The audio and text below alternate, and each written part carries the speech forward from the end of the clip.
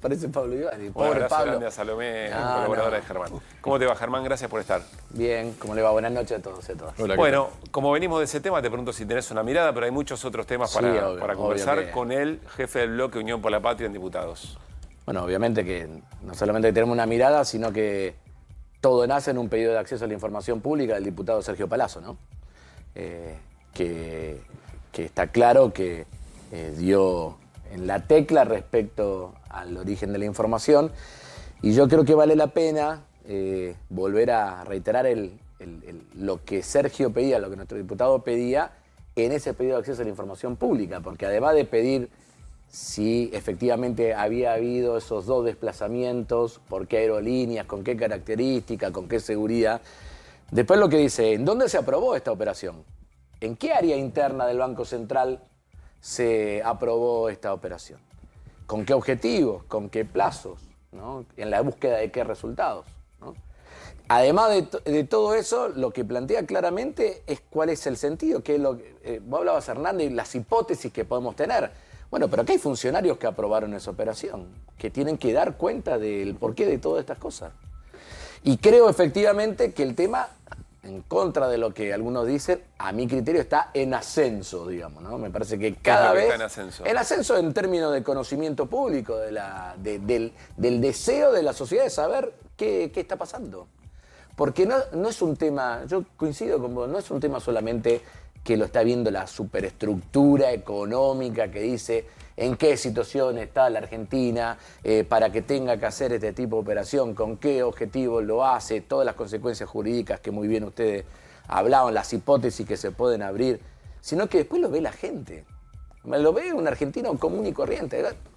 Digamos, yo no vengo de familia peronista. No estaba el mito de el Perón, oro claro, en los pasillos del Banco Central. Bueno, digo. Claro.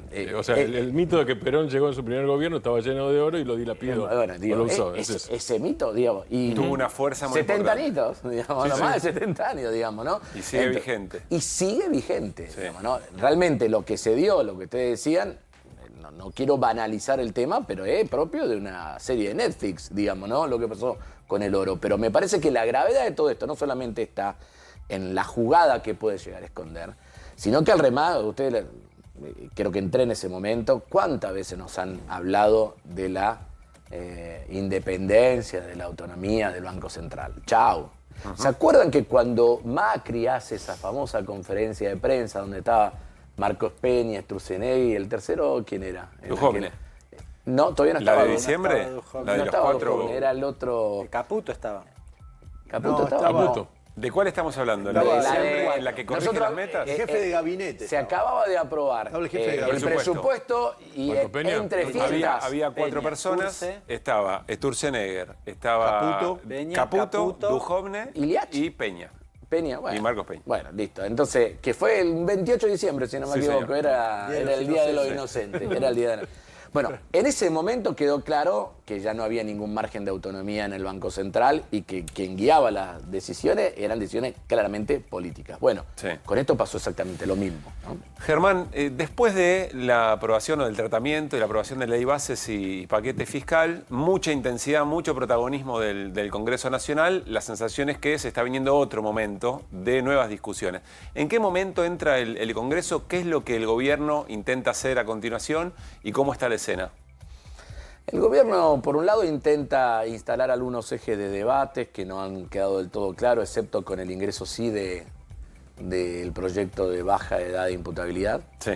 En el resto es como que tira temas de discusión pública que hay que ver cómo se terminan materializando en concreto, en proyectos concretos, o en el Senado o en la Cámara de Diputados. Ahora hay uno de flexibilización para la tenencia de armas, ¿no? No, ese ya está dictaminado. Ah, ya tiene dictamen. Ese es un blanqueo de armas de fuego. Ese se trata el 7 de agosto, ¿no? Ese está pedido por el bloque de La Libertad Avanza para tratarse el 7. Es un blanqueo. Es un proyecto que tiene 2 patas. Primero es un blanqueo de armas de fuego en un momento donde necesitamos cualquier cosa menos blanquear armas, ¿no? Y en Es decir, segundo... quien tiene un arma de manera ilegal tiene una ventana de tiempo para declararla. Para regularizarla. Para regularizarla. O sea, ilegal porque puede ser robada, ilegal porque no la habían No, dado. básicamente porque no tiene hecho las autorizaciones, los trámites ante la Esa es la MAC, cuestión. ante el organismo regulador.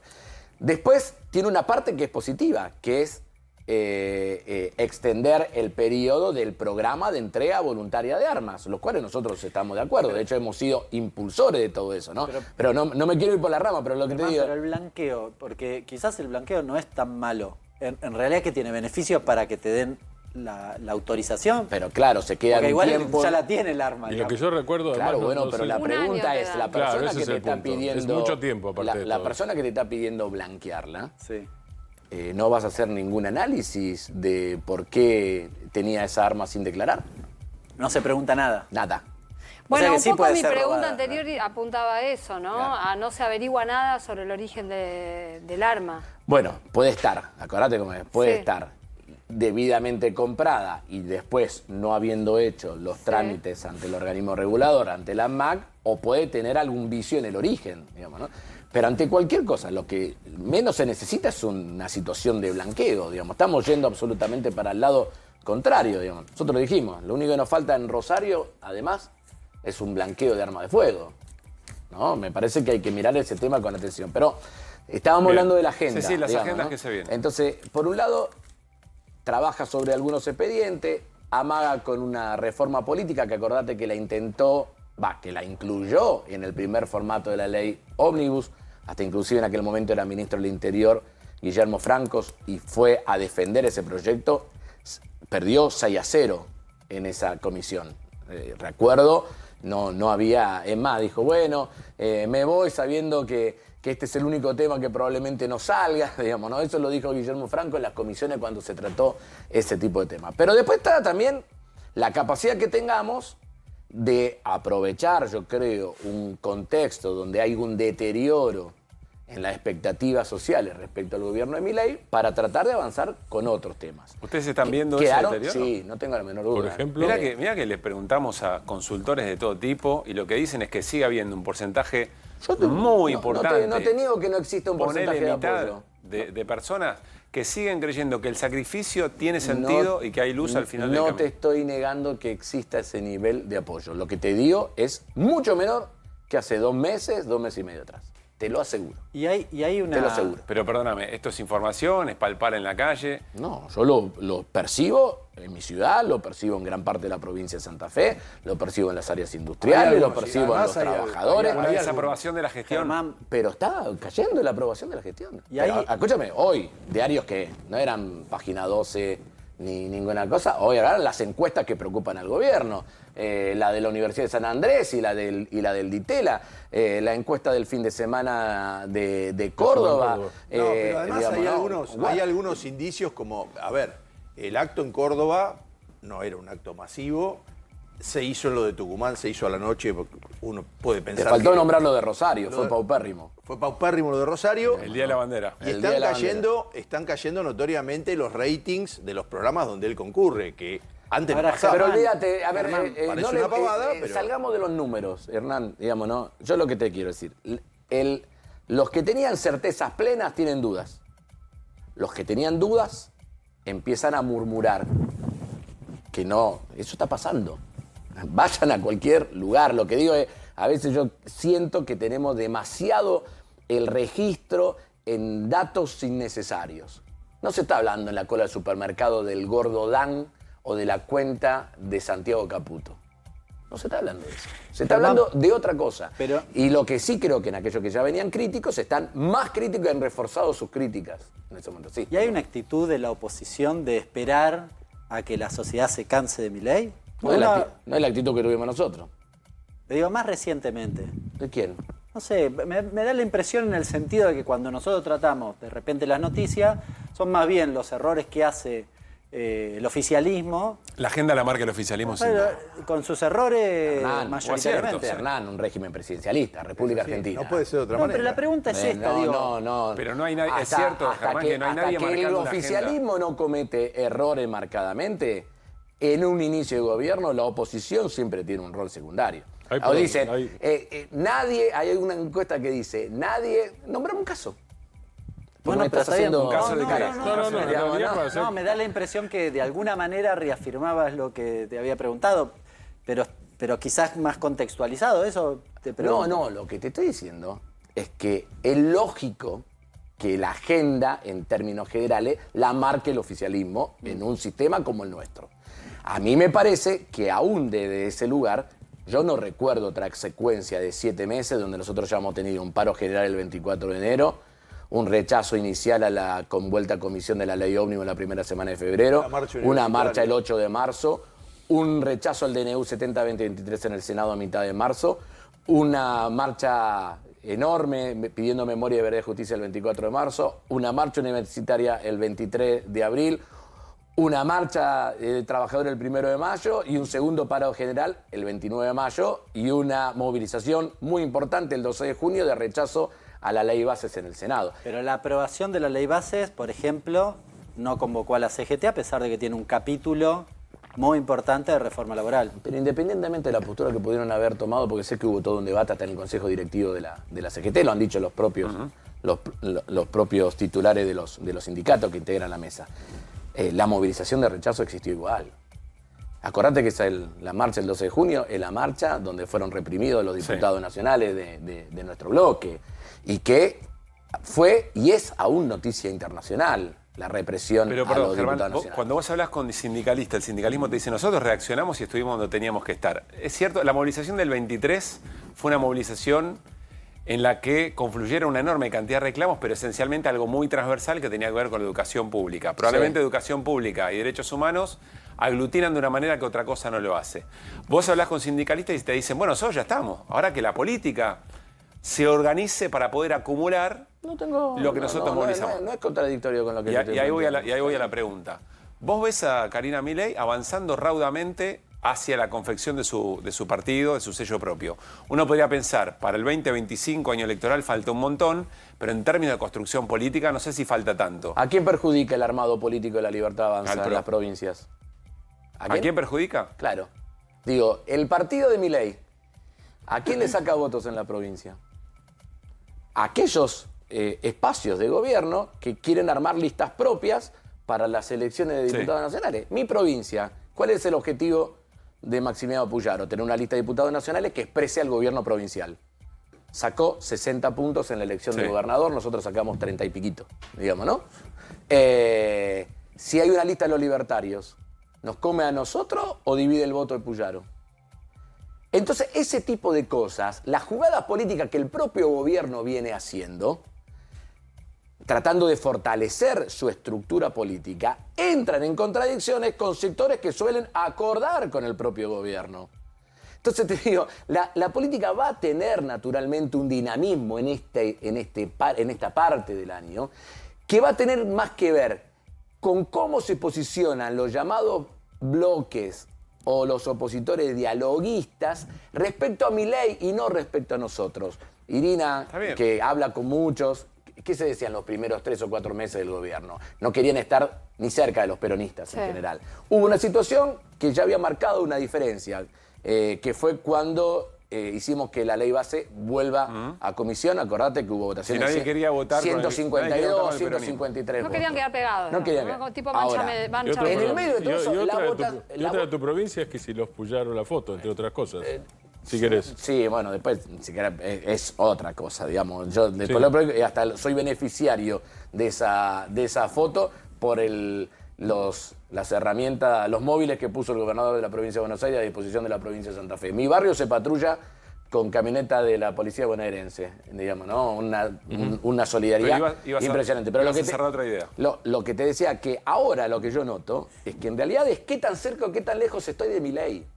Ese debate está en un sector de la política argentina que quiere disfrutar del calorcito oficial del poder de Milei, pero que cuando está muy cerca, ese calorcito oficial se transforma en algo que te quema. Y lo dijo Bullrich la semana pasada, ¿se acuerdan? La Libertad Avanza ya absorbió los votos del PRO. Sí. ¿No? ¿Qué sienten muchos de estos espacios?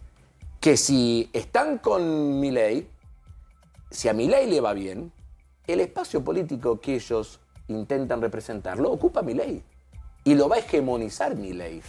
Y si a Milei le va mal, lo va a arrastrar con ellos. Van a perder sentido. Pero Germán, a ver, yo te escucho y yo digo, está bien el análisis, incluso nos viene bien porque a quienes miramos de una manera más generalista la política nos ayuda a entender las tácticas, las estrategias, pero ahí estás observando qué están haciendo los otros. A lo que te preguntaba Hernán, también hay una observación, y vos lo decías, de a ver cómo la sociedad va empezando a mirar de reojo, a murmurarle al gobierno de Milei. Pero acá la pregunta es, ¿qué es lo que pasa con el peronismo, propiamente dicho? Que no aparece una voz de conducción que acumule, que no aparece, no se sabe si va por el lado de Moreno en la bravuconada, si va por el lado del programa y del incentivo de programa, o si va a una nueva cosa distinta. Inclusive yo lo digo, miren, si nosotros tuviéramos un espacio político donde todos los liderazgos estén definidos, donde todos los roles estén definidos, hasta sería un eje más ordenador del funcionamiento de mi bloque parlamentario, que para llegar a conclusiones tenemos que debatir y mucho, porque se debate mucho en nuestro bloque, hasta llegar a las posiciones que efectivamente tomamos. Ahora, lo que yo siento es que esa instancia todavía no está. Ese eje ordenador no está. Y por lo tanto hay una tarea que tenemos que hacer nosotros. ¿Qué dos tareas para mí tenemos que hacer nosotros? Una, representar a los que nos votaron. Te lo digo cada vez que vengo acá. La primera tarea... Eso lo están haciendo en el Congreso. Bueno, eso en el Congreso no lo es están poco. haciendo. No, ¿estaba en el 2016 eso, Pablo? No. Bueno, entonces digo, y no porque nuestro bloque no haya querido estar parado ahí, porque yo recuerdo los esfuerzos de Héctor Recalde para parar al bloque en ese lugar. Ahora, había otros compañeros que se habían ido a otras carpas. Y que le dieron votos a Entonces, Macri para no es esa la situación. Y lo segundo, ¿cuál es el otro elemento? segundo elemento, que yo creo que la clave también de este tiempo, es en la medida de que pasa el tiempo, no se observan por parte de la sociedad en su mayoría percepciones positivas respecto al gobierno de Milei, yo creo que nosotros tenemos que complementar, no modificar, complementar esta tarea reactiva de oposición al gobierno de Milei con una postura propositiva. Nosotros hay temas, como hicimos la cuestión previsional, donde fue la mayoría más importante que se sacó en la Cámara de Diputados, 162 votos afirmativos, tenemos que buscar ese tipo de experiencia. ¿Cómo sigue eso? Es que eso, ¿Cómo sigue? eso es lo que te estoy diciendo, esa mayoría la construís con los que le votaron un pedazo de la ley base. ¿En qué estado está? Porque la gente de los que están jubilados están esperando que eso se resuelva. ¿Qué cosa? Que el tema previsional. Está en el Senado. Tiene que tener los Por votos. eso, pero ¿qué? ¿Está durmiendo? ¿En qué estado está? No, bueno, nuestro bloque no quiere que se duerma, pero a ver, cuando uno... No, pero queremos saber los diálogos. Se llegó a un acuerdo con la oposición para tratarlo y lo hicieron bien. En diputado, sí. Sí, bueno, pero por eso debe saber ustedes. En el Senado, acordate que nuestro bloque busca que ese tema esté en la agenda parlamentaria al mismo tiempo que la ley bases. Y fueron los mismos que le dieron los votos a que le dijeron hay que esperar un par de semanas. Los que lo corrieron para adelante. un par de semanas. Pero ahora, ¿en qué estado está? ¿No se sabe? No. Se supone que en la próxima sesión no avanzaron se va hasta a en eso. tratar. Ojalá que lo podamos hacer. También yo te podría decir lo mismo. Nosotros tenemos dictaminado la recuperación del Fondo de Incentivo Docente y el financiamiento de las universidades desde hace 2 meses. Y el radicalismo tenía pedida una sesión para la primera semana de julio. ¿Qué hicieron? La levantaron. Ahora, yo siento que te estamos interpelando como dirigente... A mí me encanta que me interpelen. Que te interpelamos como dirigente del peronismo. Sí. Y vos nos contestás como jefe de bancada. Es decir, nos contestás con la estrategia. Bueno, pero esperá, el Congreso es un espacio y el Congreso está a la defensiva tratando de contener y amalgamar. La pregunta es por qué no aparecen otras iniciativas, imaginación política para plantearle una agenda distinta al gobierno en vez de esperar que se deteriore el vínculo de la sociedad con... No siento que hay una espera. En eso hay una diferencia. No siento que haya una espera. Bueno. Yo agarro y veo cómo se está comportando el peronismo y los compañeros peronistas a lo largo y ancho del país y no siento que sea una actitud Los gobernadores que no fueron... Si hubiera una actitud de espera... Escúchame, vamos a lo concreto. Si hubiera una actitud de espera, Palazzo hubiera dicho, ¿presento o no presento el pedido de acceso a la información pública? Si hubiera una actitud de espera... Pero son acciones, son estiletazos. Uno no siente que vaya acumulando. Pero esperá, es una mirada. Que vaya acumulando en otro orden. Porque vos decís, bueno, van 7 meses, pero es difícil pensar un gobierno que haya deteriorado tanto y que haya avanzado tanto. Una agenda absolutamente antagónica como lo que ha hecho Milei en este tiempo. Son apreciaciones y son... No, yo te entiendo preguntas a un dirigente, no a un legislador. Entiendo tus apreciaciones. No, yo soy... Hoy ocupo, más allá de mi... hoy ocupo un rol, que soy presidente de un bloque. o tengo una tarea de conducción táctica de un bloque, no soy, en términos de conducción política, el que define la estrategia. Ahora me hago cargo de lo que me corresponde. Bien. Y de lo que me corresponde es hablar con la mayor cantidad de compañeros y compañeras. Yo no creo, sí, te digo, Pablo, Germán. no siento que el peronismo esté parado en ese lugar. Yo veo a los compañeros y compañeras de todo el país que están haciendo dos cosas. Uno, oponerse, insisto. Alguno le podrá bajar el precio, alguno podrá decir, no alcanza, es una parte, claro. no alcanza. Es un montón. 44% argentinos eligieron otra opción política. Y nosotros tenemos que laburar, lo he hablado con vos en algún momento, lo hablé hace un tiempito atrás con Eduardo Aliberti, lo digo acá, nosotros tenemos que recuperar capacidad de interpelación a la periferia del voto de Javier Milei. Que ahí hay gente que votó Cristina 2011, Massa 2013, Macri 2015, Macri 2017, O primeros votantes. Alberto 2019. O primeros votantes. O primeros votantes, digamos. ¿Y ¿no? qué haces, Germán, con los primeros Pero votantes? ahí, hablas ahí te hablo de los primeros votantes porque eso es un tema, el tema de los Porque es de clave los- eso. es un tema de los jóvenes. Y no tan jóvenes. Pero lo que te digo es, si hay antecedentes, ahí hay argentinos y argentinas que más de una oportunidad nos acompañaron. ¿Por qué nosotros no vamos a poder recuperar interlocución con ellos? ¿Qué tenemos que hacer para eso? ¿Qué cosas para atrás hay que saldar y qué cosas para adelante tenemos para saldar? Y hay chance de que lo hagamos. Yo estoy convencido de que hay chance de que lo Vamos a hagamos. una pausa acá, sé que hay una pregunta Y, pendiente sí. de Martín, ahí volvemos porque hablas de lo que pasó.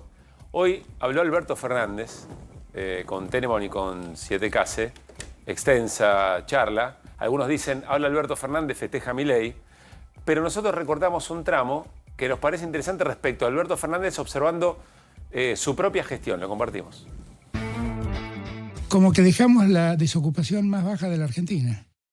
Nos decían, sí, bueno, ahora todos tienen trabajo, pero ganan poco. Ahora ni ganan ni tienen trabajo. Nosotros dejamos un país, dejamos después de 4 años un país que creció 3.5 su Producto Bruto Interno. Es lo que calcula el fondo que va a caer este año Milei. Macri había dejado un país con 3.9 de caída. Y Cristina en su última gestión había crecido 1,5 puntos. O sea, con todo lo que nos pasó, crecimos el doble que el último mandato de Cristina. Alberto, ¿y por qué? Digo, y estos datos no los estoy inventando yo, son datos que están en el INDEC, solo que no se cuentan. Ahora, ¿vos crees? Porque se ha instalado esta idea de que, bueno, lo que pasa es que el gobierno fue un desastre. Y todos lo repiten, y todos lo repiten, y todos lo repiten. A ver, uno piensa que estas reflexiones hechas sobre el final del mandato de Alberto Fernández o los primeros meses del triunfo de Javier Milei tienen una evaluación. A mí me va a resultar interesante dentro de un año volver a discutir este tema, si la valoración del gobierno de Alberto Fernández, y creo que podemos tener respuestas distintas y aún complementarias. Pero, ¿qué reflexión te merece esto que dice el A mí expresidente? me parece bien que el expresidente defienda la gestión.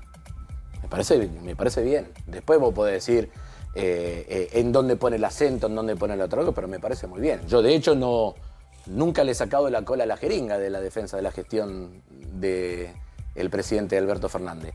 Después vos podés decir algunas cosas que yo quisiera agregar. Si estuviera con Alberto hoy, le diría, bueno, todas estas cosas que hasta inclusive se pudieran hacer bien, inclusive algunos dicen se hicieron bien pero no tanto, todos esos matices existen, que lo que nos pasó, que no tuvo su correlato en términos de apoyo electoral. Quizás hay cosas que no son solamente la gestión, sino que tienen que ver con cómo vos construís política, como vos todo, no Alberto, todos los que tenemos algún nivel de responsabilidad, cómo nosotros nos paramos a la hora de comunicarle a la sociedad lo que estamos haciendo, qué nivel de capacidad tuvimos de explicación de todo eso. Pero cuando vos analizás la mayoría de las cosas que hoy están en discusión en Argentina, mira, vamos a una ciudad que conocemos, Rosario. Cuando vos analizás una situación de esa, el boleto estaba a 180 mangos, ahora está a 940. Que nosotros nos vamos a quedar callados, no vamos a decir que en el medio lo que se perdió es la recuperación del subsidio del transporte del interior, que lo hicimos nuestro gobierno. Nuestro gobierno, porque Macri había pactado con los gobernadores que el subsidio al transporte del interior se eliminaba en el pacto fiscal que hizo entre diciembre y abril del año, diciembre del 2017, abril del año 2018. ¿no? Que no vamos a decir nada. No vamos a decir nada sobre la inversión en ciencia y tecnología, no vamos a decir nada sobre la inversión en educación. Ahora vamos al tema de empleo. Efectivamente, No, pero habíamos por mejorado. eso, cuando vos haces esa valoración en la comparación con lo que está pasando, que es lo que hace Alberto Fernández, por supuesto que hay una conclusión para sacar. Pero sobre el final del mandato y el no acompañamiento del voto, también hay Pero cosas claro, para y yo quiero Sí, sí, hacer lo que- esa lo que- reflexión. Y la hago, mira, ayer nosotros estuvimos ustedes saben que yo milito con Agustín Rossi, digamos, ¿no? Ayer estuvimos con Agustín en un barrio de la zona sur, en San Martín Sur. Digamos, cuando vos entras a Rosario, llegás, donde está el casino de la derecha, mire, barrio Las Flores, al lado de San Martín Sur. Estuvimos ahí. Y de estas cosas hablamos con los vecinos organizados y de las cosas que no hicimos del todo bien, pero también convocando a que podamos construir realmente un futuro. Yo la sensación que tengo, Pablo, es que seamos críticos con nosotros mismos, demos todas las explicaciones que tengamos que dar. Yo no tengo problema. Mi tarea es poner en valor también el trabajo de mis compañeros y compañeras en el bloque parlamentario, del primero hasta el último, ¿no? Es parte de la construcción colectiva que estamos haciendo. Pero a mí lo que no me gustaría es que la dureza del diagnóstico que tenemos alrededor de lo que está haciendo Javier Milei nos desmovilice. Nos lleve a un lugar donde digan, che la puta, perdón la expresión. Sí. Esto es tan fuerte que no se puede volver atrás. Esto es irreversible. No hay cosas irreversibles. ¿Está pasando un poco eso? Si te lo estoy diciendo es porque siento que a veces eso sucede. Entonces yo tengo la obligación de plantearla a mis compañeros, a compañeras, no solamente lo de bloque, digo a los que militan con nosotros, con los que hablo. Nosotros estamos renovando todas las autoridades de las unidades básicas del peronismo de Rosario. Voy y le digo, las cosas se pueden modificar en la Argentina. ¿Cuánto tiempo pensábamos que no íbamos a poder salir de la trampa de las AFJP? Y salimos. ¿Cuántas veces pensamos que no se iba a poder volver atrás de la trampa de las privatizaciones en los 90? Y salimos. ¿Cuántas veces pensamos que el deterioro que se había provocado en la década del 90 y con la crisis del 2001, el deterioro social que se había provocado, no íbamos a poder salir? Y salimos. Ahora, vos me decís, ¿qué hace falta? Uno, ganas de transformar las cosas. Nuestro espacio político tiene que demostrar vocación de transformar las cosas. Dos, tener bien identificados los temas donde hay que meterse con toda, donde hay que meterse a fondo. Las cosas que va a tener que hacer. Como lo hace Milei, uno podría decir. Como lo hace Milei, con la vocación y con la audacia que tiene Milei. Qué sé yo, a mí no me gusta valorar nada. Pero Milei vino a mostrarle no. a todos los que decían, bueno, hay que ver la correlación de fuerzas. Milei vino a mostrar que, evidentemente, con vocación política y determinación, hay ciertas cosas que se podían hacer, o por lo menos peleas para dar. Igual pero sin duda que yo no. Y el tercer tema que quería decir era la capacidad técnica, porque vos podés tener excelentes ideas, tenés que saber traducirla en términos de gestión. Digamos, ¿no? Nosotros tenemos que recuperar esas tres cosas.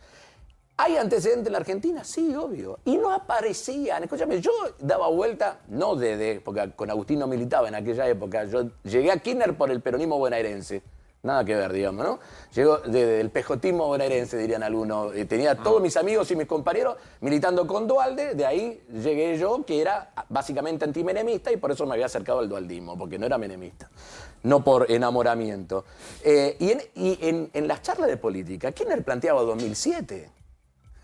Y se dieron determinadas circunstancias, aparece el proyecto en 2003 y hace un gobierno súper transformador, consolidado después con Cristina, que ya no fue una sorpresa, porque era un espacio político que venía transformando positivamente las cosas. Entonces digo, nosotros tenemos que volver a eso, y hay margen de poder hacerlo. Ahora, si nosotros, ayer inclusive le leí ¿No lo hubo en la última gestión? ¿No lo hubo en la última gestión? Para mí no faltó, hubo. Yo creo que hubo. Casi que te diría que tuvimos en el primer tramo de la gestión y en el primer tramo de la pandemia el momento de mayor vocación de transformación de las cosas. Hubo mucha creatividad, muchas ganas de transformar las cosas y mucha expertise en cosas que hicimos durante la pandemia. Yo creo que nos faltó más en la segunda parte, cuando teníamos que empezar a recuperar la agenda que nos había condicionado el origen. Básicamente el tema de la deuda. Yo creo que ahí nos faltó. Tengo que cerrar la charla, pero hay un tema que no quiero dejar pasar. Vamos a repetir. Central, vas a hablar, no. Vamos a repetir. Quiero valorar muchísimo que Germán Martínez esté aquí, sí, porque en este momento en Brasil están pasando cosas importantes y aquí está Germán Martínez. Y yo también. Quiero compartir lo que ayer mostramos, las palabras del titular de la Cámara de Diputados, Martín Menem, sobre la visita de un grupo de legisladores y legisladoras a represores. Esto decía el titular de la Cámara. quienes hayan ido. No tengo constatado que hayan ido a visitar a quienes dicen que fueron a visitar. En primer término, sé que fueron a visitar un servicio penitenciario y varios de ellos integran la Comisión de Seguridad Interior, que es una de las comisiones permanentes de, no sé si es permanente o bicameral. Ahora, Seguridad Interior es una comisión bicameral. No, perdón. Seguridad Interior es una de las comisiones permanentes del artículo 61. En segundo término, dicen que utilizaron medios que yo autoricé. Acá hay más de 85 vehículos que los legisladores los utilizan libremente. O sea, yo no puedo preguntarle a un legislador dónde va, no soy un espía que tengo que controlar yo. Hay un servicio de automotores que tiene más de 40 años que los legisladores piden un vehículo y van. En tercer término, no es la posición del bloque de la Libertad Avanza, no es la posición de este presidente de la Cámara, ni del gobierno. Son actos individuales de algunos diputados. No son actos individuales. Hubo un grupo de diputados perteneciente a un único bloque político armando una visita a condenados por delito de lesa humanidad. No es como dice el presidente de la Cámara. Yo si quiero ir de la Cámara a Aeroparque, pido efectivamente por una aplicación un vehículo para que me lleve. Ahora, si yo necesito una Traffic para ir a Ezeiza, tengo que hacer otro trámite, que se llama un condoc. Tengo que mandar una notita y alguien me la aprueba. Si existió ese condoc, que existió la aprobación, yo quiero saber quién pidió el condoc. ¿Quién era el jefe de la delegación? ¿Quién era el coordinador turístico? Bueno, parece Benedict, ¿no? No sé, vamos, por eso, todo parecería que apunta hacia... Pero, ¿quién lo hizo? ¿Y qué rol jugaron los otros diputados? Y si no lo hizo, si no presentó el condoc y no hubo una autorización de la Dirección de Automotores para eso, ¿quién fue el funcionario político que autorizó utilizar una Traffic para ir a Ezeiza? Me parece que hay cosas que a veces se dicen, yo entiendo el deseo de patear la pelota afuera, de no implicar al gobierno. Fui oficialista, es la primera responsabilidad de su principal espada legislativa, lo es el presidente de la Cámara. Pero me parece que este es un tema muy grueso que no se puede dejar pasar, porque yo, además de saber eso de los movimientos, yo quiero saber qué fueron a hablar. Casi que te diría que eso es lo que más me preocupa. ¿Qué sospechas? O una flexibilización para alcanzar las prisiones domiciliarias, o sea, una flexibilización en el cumplimiento de la pena, o iban a negociar un proyecto de ley parecido a una amnistía, o estaban conteniendo políticamente a quienes quieren un indulto del presidente de la Nación. Estas cosas pueden estar. Y nosotros tenemos la obligación, para eso está el artículo 188 de nuestro reglamento, de hacerlo. Son temas gruesos, como también un tema muy grueso, lo que pasó hoy con el tema inteligencia. 100.000 millones de pesos más para gastos reservados, pasémoslo, 105 millones de dólares oficiales. 105 millones de dólares. Ahora vamos a charlar en detalle con Martín. Ustedes que acá tienen varios que vienen siguiendo hace rato. Con nuestro gobierno, los gastos reservados eran el 4% de los recursos totales de la Agencia Federal de Inteligencia. ¿Y ahora con esto? El 75. El 75, pero aparte, este fue el cuadrito que presentó Presidencia, ¿no? La Dirección de Inteligencia Criminal, la Dirección de Inteligencia, la DINIC, ya tiene sus fondos reservados. La Dirección de Inteligencia Estratégica Militar ya lo tiene. ¿Dónde va a estar el grueso? En el señor 5 y en la nueva estructura. Dentro de la nueva estructura, ¿cuál es mi hipótesis? Por eso yo creo que nosotros tenemos que generar las condiciones para rechazar el DNU del cambio de estructura en inteligencia, porque se tiene que mandar por ley, porque las reformas en inteligencia tienen que tener un consenso necesario de una mayoría importante de la fuerza política. Pero además de eso, tenemos que rechazar esto, porque a mi criterio viene solamente a este cuadrito, que es la Agencia Federal de Ciberseguridad. Miren ahí, miremos ahí. No vaya a ser que terminemos con esos 105 millones de dólares adquiriendo equipamiento que se producen en muy pocos países, casi en uno, el más importante de todos, Israel, ¿no? No vaya a ser que terminemos adquiriendo cosas que después decimos que lo utilizamos para la inteligencia estratégica y terminemos ya sin ni siquiera requerir la ex OJ o la Judeco hoy. Para intervenir los teléfonos. Para intervenir el teléfono. Hay que tener mucho cuidado. Yo creo que hay que avanzar en esos dos temas y hay que mirar eso. Oh, qué casualidad, no se conforma la comisión, hace 8 meses que está sin conformarse la comisión bicameral. Con una discusión fuerte interna entre ellos, respecto de la entre ellos, justamente los que están con Karina y los que a mí realmente no quiero entrar en ese debate porque me hace acordar a otros tiempos de la historia, digamos, ¿no? Que algunos terminaban posicionándose sobre azules o colorados. A mí, bueno, entre Onganía y Rojas, los dos me parecen un desastre, digamos, no me parecen... A ver, quiero decirte que acabas de hacer la columna de Martín Granowski. Hagamos una cosa, agregale algún elemento y cerramos. Hay una cosa que tiene que ver con lo que acaba de decir Germán. Digo, poca gente lee los decretos. Me consta eso. No estoy diciendo que vos no lo leas. En el decreto, en el DNU que citaba Germán recién, hay una palabrita que dice que esto se hace por DNU, por la cadencia, usa la palabra cadencia. O sea, para evitar la cadencia, y estoy citando textual, la cadencia del trámite parlamentario. Es decir, hacemos esto para evitar al Congreso. Claramente lo dice, pero está esa palabra. Tiene algunas cosas más o menos finas. Tiene la inclusión del tema del intento de magnicidio contra Cristina, por ejemplo. Tiene alguna cosa como, todos hablan de la Secretaría de Inteligencia del Estado y en realidad el decreto dice Secretaría de Inteligencia de Estado para que parezca una cuestión de Estado. No es del Estado, es de Estado como se llama. Ahora, este monto de hoy, esto es decreto, lo que Germán mencionaba, es un decreto de hoy. De la asignación de recursos. La asignación de recursos. Son dos DNU. Son dos DNU. Uno el que modificó la estructura y otro el que le agrega los 100.000 millones de pesos al gasto reservado. Los dos son DNU. Por eso tienen que ir a la bicameral de trámite parlamentario. Los dos son DNU, no fueron por ley. El primero, para evitar la cadencia, la molestia de Germán como opositor. La cadencia habitual del trámite legislativo y rogaría un importante retraso. Eso es lo que estamos compartiendo, ¿no? Exactamente. Y te agrego algo más, ¿no? Perdón, sí, ahí está, mirá. Una hipótesis, no quiero que hagamos la nota juntos de la columna. No podemos hacer. No veo nada. Pero, a ver, dice, esto es artículo 1, asígnase adicionalmente al presupuesto general de la Administración Nacional la suma de pesos 100.000 millones destinados a la Secretaría de Inteligencia de Estado de la Presidencia de la Nación para el fortalecimiento del sistema de inteligencia nacional. Segundo artículo 2, establezcase, debería ser, creo que esa... No, está bien, ese es el tono de los decretos. Pero establezca. Se establece. Yo apostaría que esa conjugación de tiempo verbal no existe. No, pero eso es lo habitual, aunque esté... El uso técnica parlamentaria. Establécese el carácter reservado de los fondos previstos en el artículo 1 de la presente medida en los términos del artículo. O sea, primera parte son 100.000 millones. Sí. Segunda parte, esos son fondos reservados. Y a su Lo vez, que hay sobre que- esos fondos reservados no hay control. Eso, además lo que hay de que todo. decir de los fondos reservados es que es el dinero que tiene esta central de espías, de inteligencia, para hacer lo que quiera.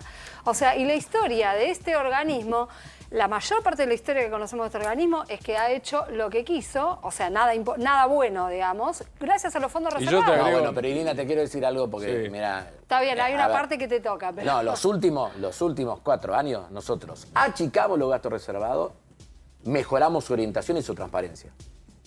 Esta fue la gestión de Camaño no, está bien, y por Rossi. eso es un restablecimiento y del gasto Alberdi, reservado. digamos, ¿no? Entonces, Sí. lo que te digo... Perdóname, eso- Germán, para sí. ser claro una cosa, digo, y para no ser estúpido, digo, yo no estoy en contra de los fondos reservados. Estado sin fondos reservados de inteligencia es un Estado que no existe. Y el topo quiere ser topo para una parte, pero no quiere ser para otra. Ahora, claramente no hay un uso, por lo menos a la vista, habría una contradicción. ¿Cuál es uno de los objetivos de la Argentina? Perdón, ¿cuál es uno de los objetivos de la Argentina? Acelerar la recuperación de la soberanía efectiva sobre las Malvinas. Pongo solamente un caso, pongo solo Malvinas. Bien, la política del gobierno en eso viene siendo la contraria.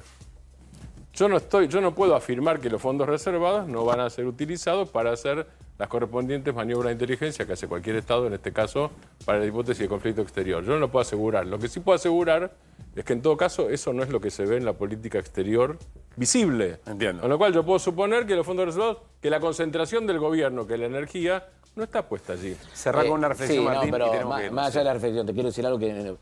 El DNU de hoy dice que resulta necesario asignar las partidas presupuestarias para solventar inicialmente las acciones para la reorganización del sistema de inteligencia nacional.